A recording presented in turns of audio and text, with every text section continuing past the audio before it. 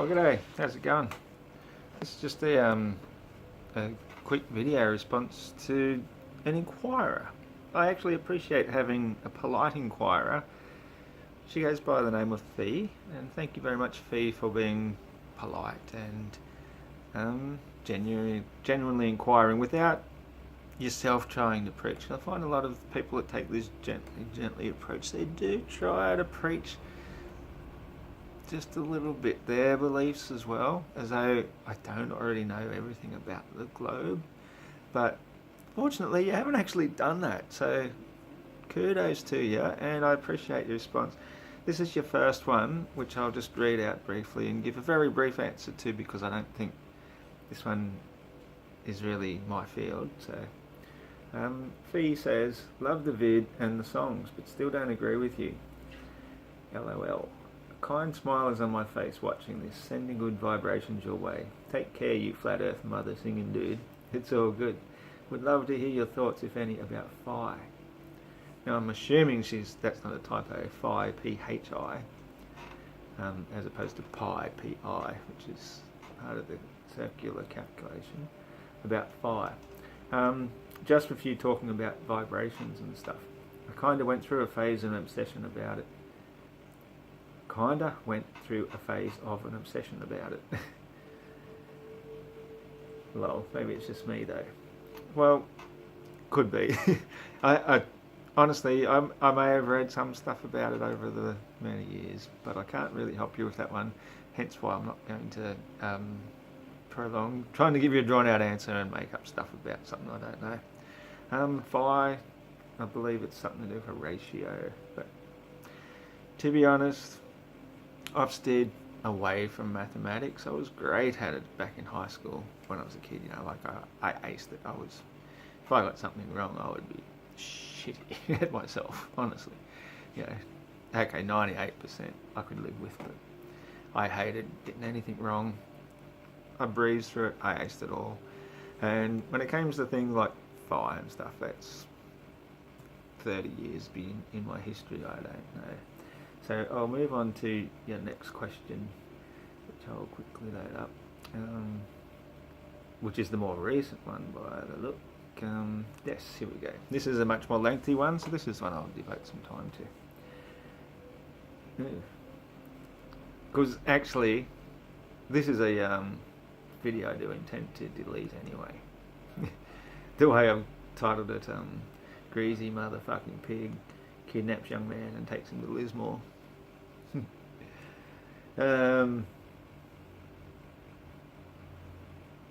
Wow. Okay, well this looks like it's a lengthy discussion. Oh yeah, Martin G. How you going, Martin? Hey, I have a couple of flat earth questions. Basically, do my research and those are the things that don't add up. Can I ask them to you? You seem reasonable. Go right ahead. What I say, but it's not another repetitive misunderstanding about the laws of perspective. They're the trickiest part to understand, admittedly. Hopefully, since you asked me here, you've already seen plenty of my other videos where I actually do discuss flat earth and the many difficult topics it covers, since obviously this isn't one of them. Happy to help if I can. Martin. Not all videos, admittedly, but I couldn't find any information anywhere about why things accelerate downwards. Okay, I'm going to skim through all of them because you can find them there on that video, which I haven't deleted, and I'm not deleting just now. You could possibly tag me for that one, but I doubt it. It's just called Greasy Motherfucking Pig Kidnaps Young Man and Takes Him to Lismore. You type that in, you can't go wrong. Fee says 11 hours ago. Yeah, I meant to get back to you a bit earlier than that. Sorry, Fee.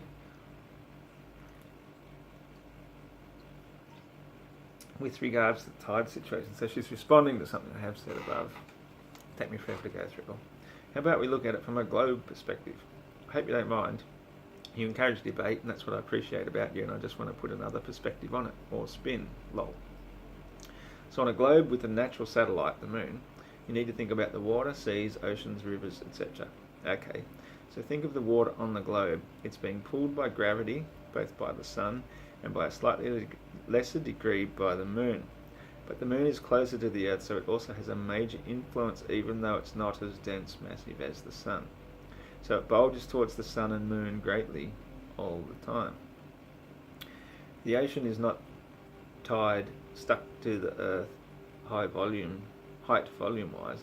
The Earth's own gravity and air pressure hold it to the Earth, but the Earth is free to spin beneath the ocean. Because the Earth is a globe, its ocean bulges towards and away, the point opposite from the Sun, creating two opposite bulges at the equator, which is also why the Earth is not totally spherical. It's flatter at the equator, kind of like a squished ball. Now think of the Earth spinning under this. See it in your head. The ocean's bulge never moves.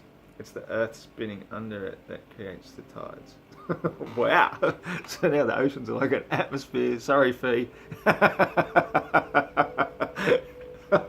Now that I've read that through and read it out loud, I mean, sorry to laugh, but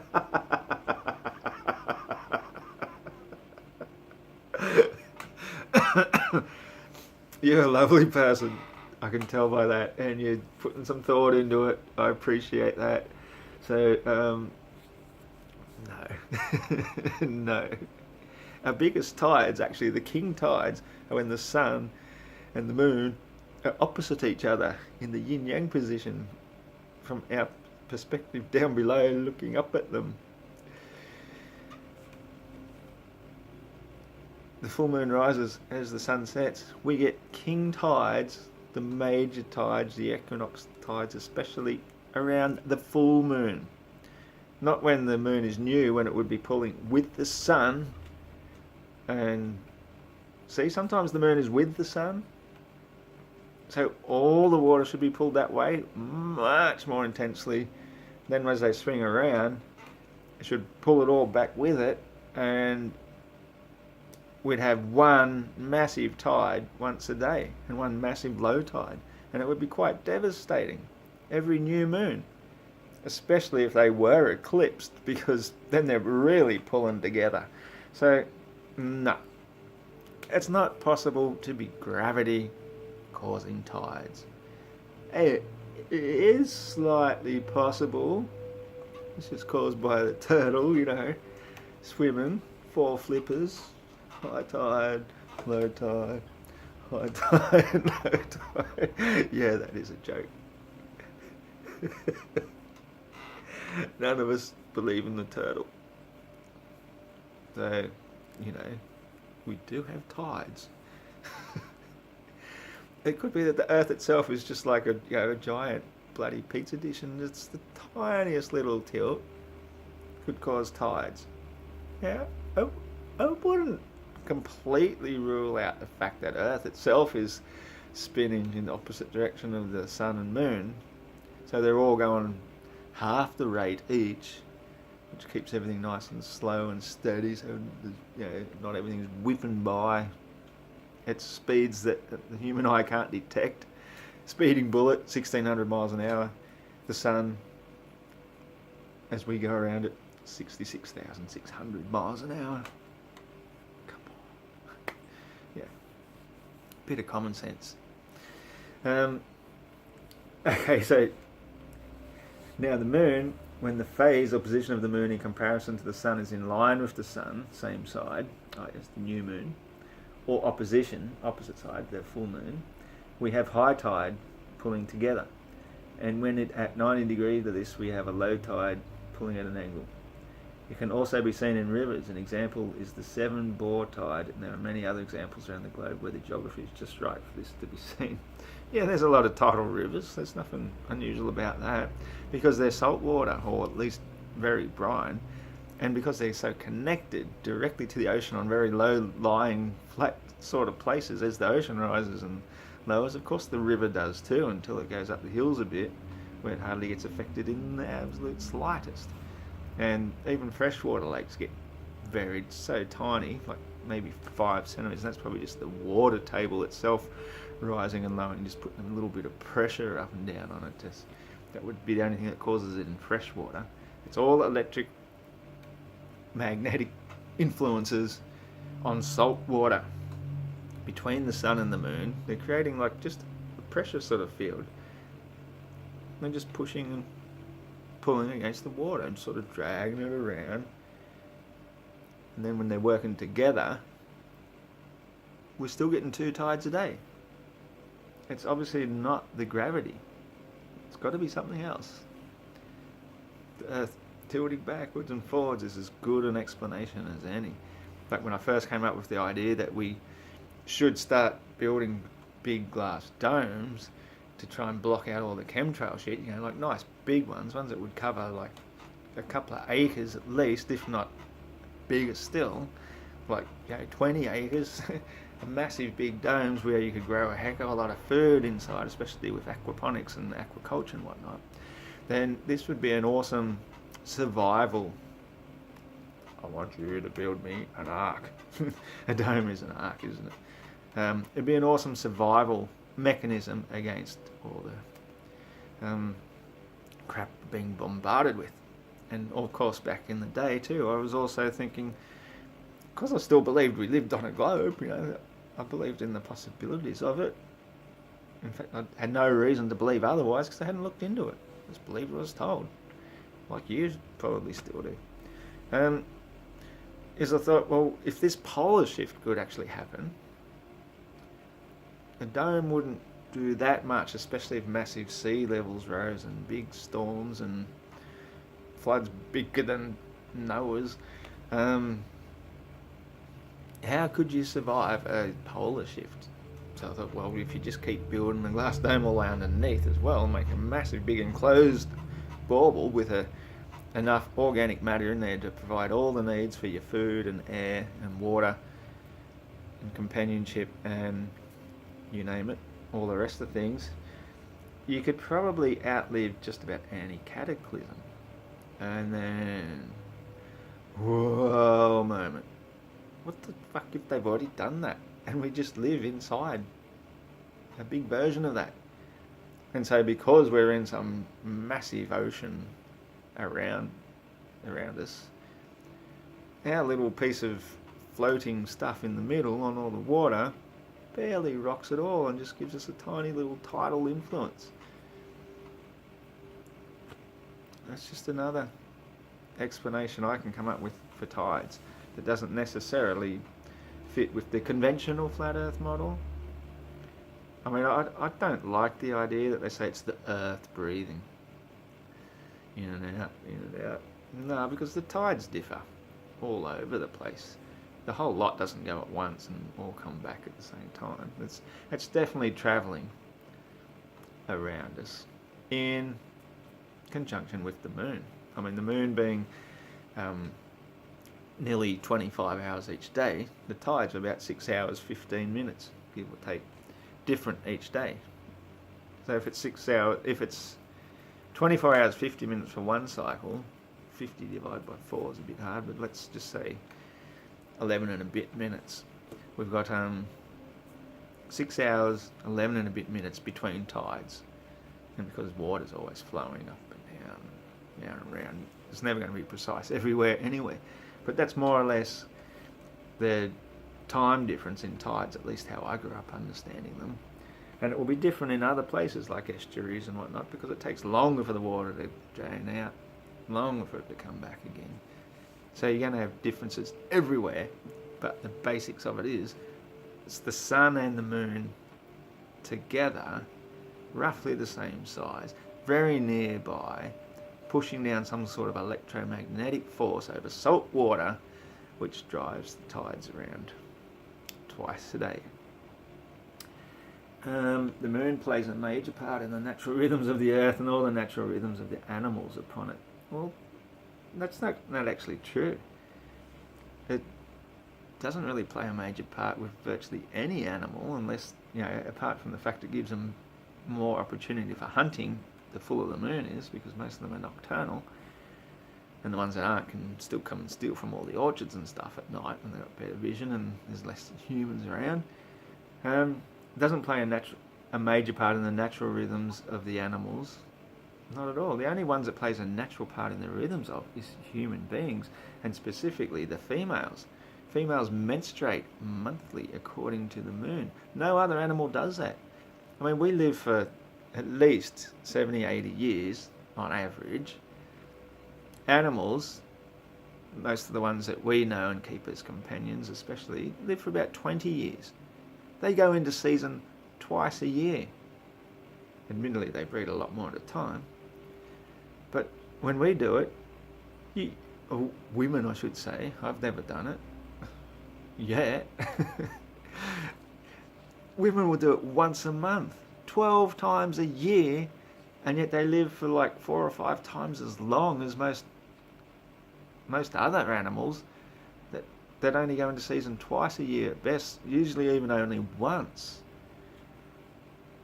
It shows that we've got a far more potential than what we thought we had. If you can control your ovulation by letting go of this attachment to the moon, you could live 12 times longer. You could live multiple times longer. If you only went into season once per year, that gives you 12 times as much. If you decided not to go into season every year, only go in season when you're prepared to breed, when you're mentally, physically, emotionally, fully prepared to go into breeding, creating a new human being, well, then you can consciously control when you go into season at the right time, create a new human with the vibration of love, and there's no reason to age as fast as we are.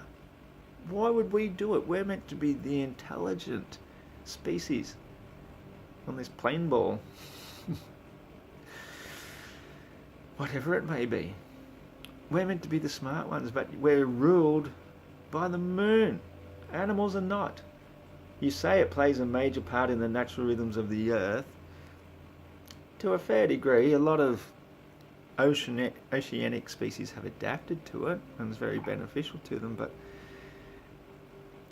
they would find a way without it. Perhaps. Maybe not. Maybe it was always meant to be there. I don't know that it has. I think it's been artificially created at some time in our history, and now all these species have adapted so well to it that a sudden change would be devastating, but a lot more would adapt and different life would still go on. So it's partly right there, but the natural rhythm of all the animals upon it, I don't agree at all.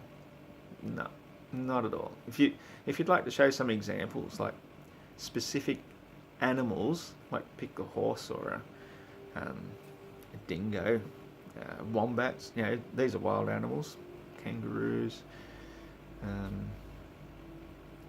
pick any animal that you say that has an effect upon. I'll listen to it and I'll see if it's got any merit, but I think it's just a broad statement. Maybe thinking you got some sort of moon wisdom, which you don't really have. Sorry. I think you'll maybe disagree. You're predictive. But I've also got a feeling you're into natural influences. You may say gravity doesn't exist as most flat earth do, but do you deny the real connection of life with the influence the moon has upon all life and rhythms observed in connection with it? Well, yes, okay. Absolutely. I mow my lawn according to the phase of the moon and which particular sign it's in. And since it was only just full 2 nights ago, I'm going to wait a little bit longer until it's waned a bit more before I mow the lawn, so I don't have to get out there and do it again, hopefully for another month. That's the best way to do it. If you're out there doing it every week, you're encouraging growth during fertile signs, especially while the moon's still waxing. So there's definitely that upon it. Definitely in very many subtle ways, but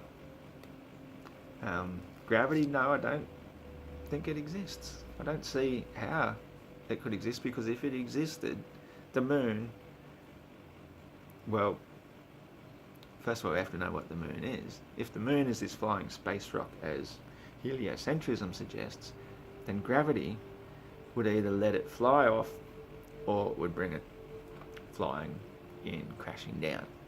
That's the only choices you got. Every gravity experiment you see a science teacher do, they get out the blanket or their stretchy mat with a couple of heavy balls and roll them around, or have one in the middle and say, this is how gravity works, clunk. And it stops. Everything just goes bonk.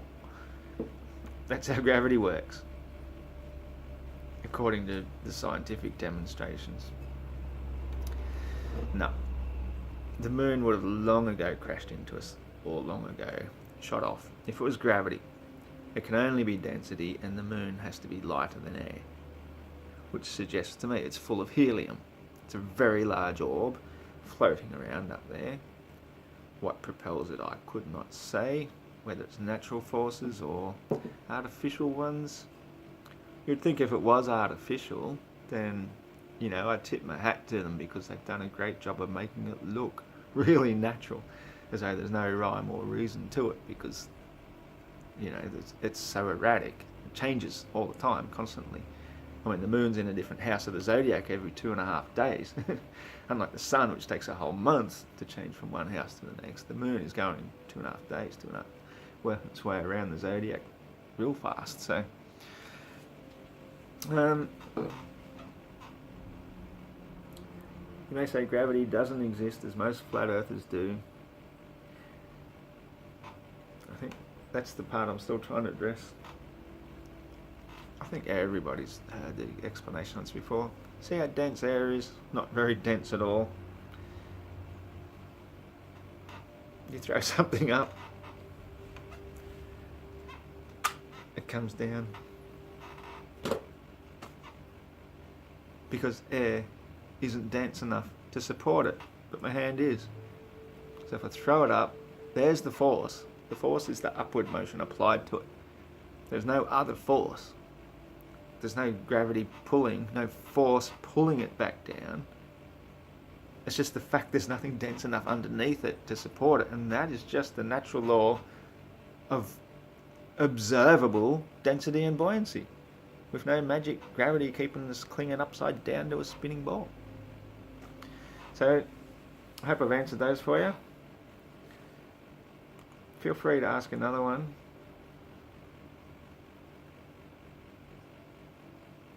No, just globe busters and a few things. So cool. Alright, talk to you later. Aha, good. I didn't actually stop it. I was going to pause it. Okay, well, I found it already. It didn't take me long. It was the comments already above. This is how forgetful I get. What was I talking about? So I was just going to go back to Martin's questions, because I think I've got just enough time to run through what I've written without expounding upon them, so that the people that don't read all the comments can also hear this. Yeah, tell them to go right ahead and ask any questions. I just hope it's not another repetitive misunderstanding about the laws of perspective. They're the trickiest parts to understand, admittedly. Hopefully, since you asked me here, you've already seen plenty of my other videos where I actually do discuss Flat Earth and the many difficult topics it covers. Since obviously this isn't one of them, happy to help if I can. He says, not all videos, admittedly. But I couldn't find any information anywhere about star, asterisk, why things accelerate downwards, how the moon influates the sea if gravity's influences, perhaps he means. Is the sun or the moon flat too, and if they are not, why is the earth? Is the universe filled with oxygen, or how does it stay on earth? Hope I didn't ask already covered questions. If I did, just link me the video, thanks a lot. Martin DG, they seem reasonable enough questions. First things first, physics doesn't necessarily require unseen forces or things to abide by its observable laws. Basically, because air is a gas, and gases have insufficient density to support things of greater density, so they fall through it until they find a place of sufficient density to support it. Density and buoyancy basically cover all you need to understand to see how everything finds its natural level. Nice word, but influates, lol. Wish I knew exactly how the tides work, but it should be obvious to any thinking person that the gravity of the moon doesn't change with the phases, yet the height difference of tides does. Since phases are caused by the relationship of the position to the sun, obviously the sun and moon must be working in conjunction to cause what seems to be some type of electromagnetic push against salt water, which is greatest when they are opposite from each other. How one moon causes two tides daily doesn't seem to make much sense either. If it was gravity, surely such a strong pull would pull the entire moon to the earth, or at the very least, all our clouds would be drawn up to it, since it has such powerful effect over trillions of tons of water. The moon certainly appears spherical, as does the sun, but looks can be deceiving. But to assume that whatever shape they take has any effect on what is beneath your feet is about as realistic as saying that basketballs are spherical, therefore the court must be too. Oxygen is one of the more dense gases, hence why it's more concentrated at sea level. There is growing contention that there is no outer space whatsoever, and that a firmament exists holding waters above us, with which the stars exist, much nearer than previously thought. Since we can only speculate about such things, this seems to be the most likely to me until I hear a more reasonable explanation. Martin, hey, great points made. Thanks. If you have any more questions, if I have any more questions, I know where to come. And then he says, okay, one more question. How is that? It's 2:15 a.m. here right now. But where you live, it'll be about, I don't know, 6 p.m. Too easy, mate. It's about 10:20 a.m. here. Basically, the sun is the timepiece, like the hour hand of a 24-hour clock. Wherever the sun is overhead is the local time zone's midday. An hour later, it's the next time zone's midday. Martin says, Ross Thatcher, well, yes, I don't know, because how can it be in the middle of the night here if it is sunny somewhere else? The Earth is flat, so the time zones wouldn't be from -12 to +12, but rather only a couple of minutes, because if there is only one side, it should all be bright at the same time. Martin, nah, that's not the flat Earth model at all.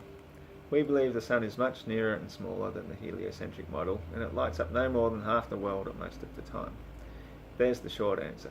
You want to do some more research for yourself to find out various versions of how this works, but technically the sun's appearance is unique to every viewer, just as, for example, if you see a reflection across the water, it goes to the feet of each viewer, but your perspective only shows the one light beam coming to you. I probably could have worded that a bit better. And he says, oh, I see, that makes sense. So, yeah, I think everything can make sense on the flat Earth. I'm not saying it didn't make reasonable sense on the globe either, or couldn't make reasonable sense, mostly unreasonable. But when you consider it